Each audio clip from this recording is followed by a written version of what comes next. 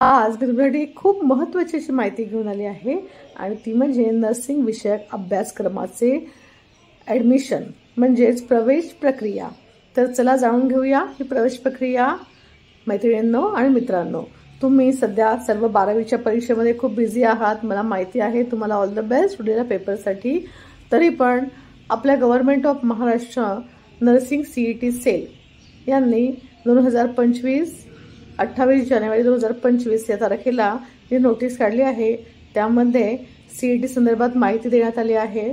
तरी ही CETचा form online तुम्ही भरू शकता आणि त्याची अंतिम तारीख असेल 28 फेब्रुवारी 2025।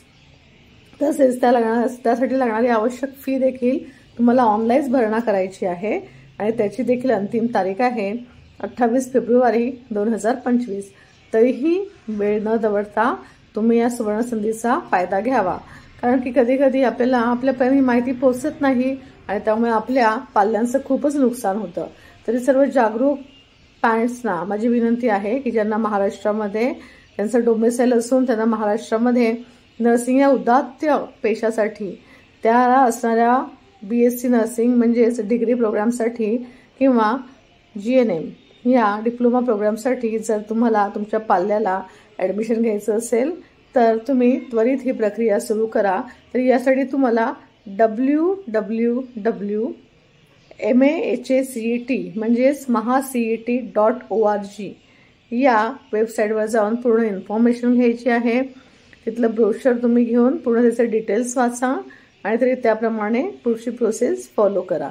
तरी ऑल द बेस्ट आणि धन्यवाद। तर चला लागूया कामाला आणि अशाच पुढील सर्व अपडेट्ससाठी, पुढील सर्व ॲडमिशन प्रोसेस, त्या संदर्भात असणारी सर्व इन्फॉर्मेशन, सूचना, इतर वेगवेगळ्या डीम कॉलेजेसचे ॲडमिशन प्रोसेस, त्याला आवश्यक असणारे कागदपत्र, या सर्व माहितीसाठी अपडेटेड रहा, connected nursing A to Z। तरी सबस्क्राईब करा nursing A to Z channel आणि मिळवा ही सर्व नर्सिंग अभ्यासक्रमाच्या ॲडमिशन संदर्भात माहिती। धन्यवाद।